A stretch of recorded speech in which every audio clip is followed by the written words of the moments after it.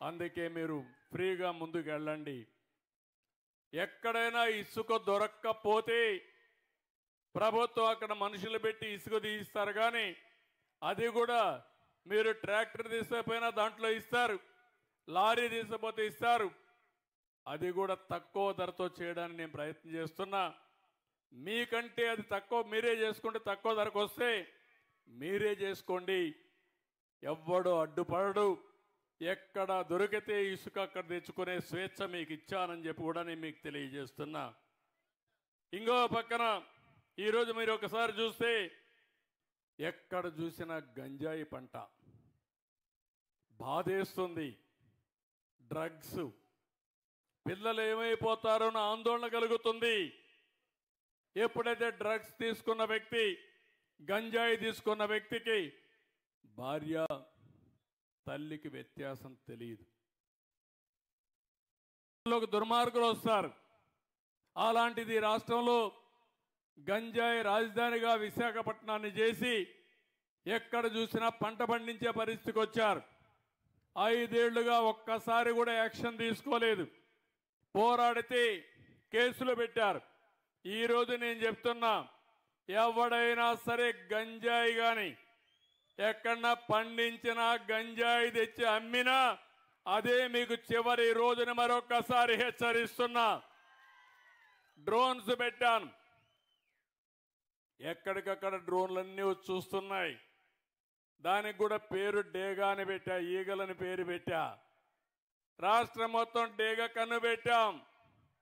ఎవరైనా సరే గంజాయి పండించినా, గంజాయి అమ్మినా, మత్తు పదార్థాలు అమ్మినా కబద్దార్ జాగ్రత్తగా ఉండమని మరొక్కసారి ఆంజనేయ స్వామి సాక్షిగా హెచ్చరిస్తున్నా. ఎందుకంటే సమాజ హితం కోసం పనిచేస్తున్నా. దానికి ఒక కమిటీ వేశాం. ఈగలనే ఫోర్స్ కూడా పెట్టాం.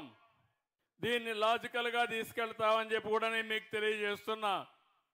ఈ రాష్ట్రంలో ల్యాండ్ మాఫియా లేకుండా చేస్తాం, శాండ్ మాఫియా లేకుండా చేస్తాం, గంజాయి మాఫియా లేకుండా చేస్తాం.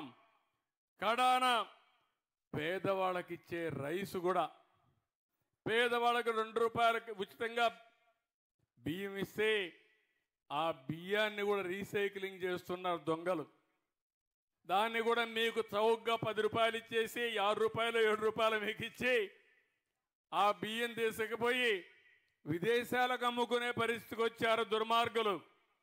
నేను అందుకే చెప్తున్నా, ఎవరైతే రీసైక్లింగ్ చేస్తున్నారో మిమ్మల్ని కూడా హెచ్చరిస్తున్నా, వదిలిపెట్టం జాగ్రత్తగా ఉండమని హెచ్చరిస్తున్నానని చెప్పి కూడా నేను మీకు తెలియజేస్తున్నా. పేదవాళ్ళు కొంతమంది ఆ బియ్యం తినే అలవాటు లేదు కాబట్టి పోతే పోయిందని మీరు అనుకుంటున్నారు, కానీ కొంతమంది దుర్మార్గులు తయారవుతున్నారు. దీనిపైన కూడా ఆలోచిస్తున్నా.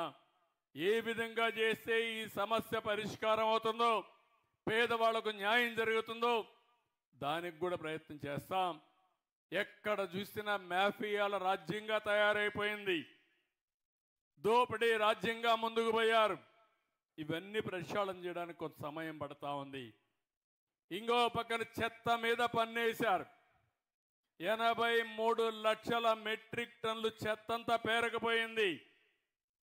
గ్రామాల్లో మీరు చూస్తే ఎక్కడికక్కడ చెత్తంతా రోడ్డు మీద వేసే పరిస్థితికి వచ్చారు. నేను అప్పట్లోనే దగ్గర 10,000 12,000 వేస్ట్ కాంపోస్ట్ అని షెడ్లు కట్టి అక్కడ ఎరువులు తయారు చేసి మళ్ళా పొలాలకు పంపించడం, సీసాలు ఇవన్నీ ఉంటే రీసైక్లింగ్ పంపించే ఏర్పాటు చేశాం. అవన్నీ మళ్ళీ పరిశుభ్రమైన గ్రామాలు చేస్తాం. ఎక్కడికక్కడ ఏ గ్రామం చూసినా ఒక పరిశుద్ధమైన గ్రామంగా, క్లీన్ విలేజ్గా తయారు చేసే బాధ్యత ఈ ప్రభుత్వం తీసుకుంటాం. ఈరోజు నీ గ్రామానికి వస్తే మెజారిటీ అంతా కూడా బీసీలే. ఎప్పుడు బీసీలంటే తెలుగుదేశం పార్టీ. ఇప్పుడే కాదు, మొట్టమొదటి నుంచి కూడా ఎన్టీ రామారావు గారు పార్టీ పెట్టినప్పటి నుంచి పార్టీని ఆదరించింది ఇక్కడుండే బీసీలే. అందుకే నేను ఎన్నికల్లో కూడా చెప్పాను, బీసీలకు న్యాయం చేసే బాధ్యత తీసుకుంటామని చెప్పాం. చేతి వృత్తులున్నాయి, కుల వృత్తులున్నాయి, వ్యవసాయ పనులున్నాయి. చాలామంది అయితే మిమ్మల్ని చూస్తే ఆ పనులన్నీ కూడా ఆధునీకరణలో మరుగైపోయి మీ జీవితాల్లో సమస్యలు వచ్చాయి. అందుకే మళ్ళీ మీకు న్యాయం చేసే బాధ్యత తీసుకుంటాం. ఇక్కడ మనం చూస్తే బోయలున్నారు, వాళ్ళకి చాలా సమస్యలు ఉన్నాయి.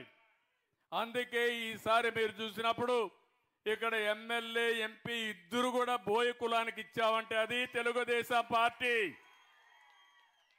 లక్ష్మీనారాయణ గారు ఒక పక్కన, కాలువ శ్రీనివాసులు గారు ఇంకొక పక్కన అనంతపూర్ కానీ కర్నూలు కానీ ఏదైతే కురబ కులస్తులకు ఇచ్చాం, ఎమ్మెల్యేగా మంత్రిగా జిల్లాలో కురబకి ఇచ్చామంటే అది తెలుగుదేశం పార్టీ.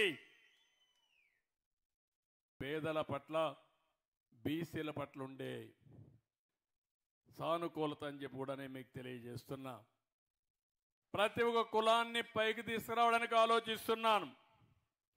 గీత కార్మికులు వాళ్ళంతా కూడా ఒకప్పుడు కళ్ళు గీసేవాళ్ళు, చిన్న చిన్న సారా అంగుళ్ళు పెట్టుకునేవాళ్ళు. ఇప్పుడు మొత్తం పోయినాయి. అందుకే రాష్ట్రంలో 10% మద్యం షాపులన్నీ గీత కార్మికులకే కేటాయిస్తున్నాను. అర్చకులు ఉన్నారు, చాలా ఇబ్బందుల్లో ఉన్నారు. అందుకే అర్చకులందరికీ 10,000 రూపాయల నుంచి 15,000 రూపాయలు జీతాలు పెంచాం. దేవాలయాల్లో నాయి బ్రాహ్మణులు పనిచేస్తారు, వాళ్ళకు 15,000 వచ్చేది, అది 25,000 రూపాయలు చేశాను. ధూప దీప నైవేద్యం కింద ఆలయాలకు ఆర్థిక సహాయం 5,000 నుంచి 10,000 రూపాయలకు చేశాం. చేనేత కార్మికులకు జీఎస్టీ ఎత్తివేశాం. ఇల్లు కట్టుకుంటే 50,000 అదనంగా ఇచ్చే పరిస్థితి తీసుకొచ్చాం. ఇప్పుడే నేను వస్తా ఉంటే తమ్ముళ్ళు అందరూ కనపడ్డారు. ఏం తమ్ముళ్ళు ఫోన్లు ఎన్ని ఉన్నాయని అడిగా. మనిషికి ఒక ఫోన్ ఉంది.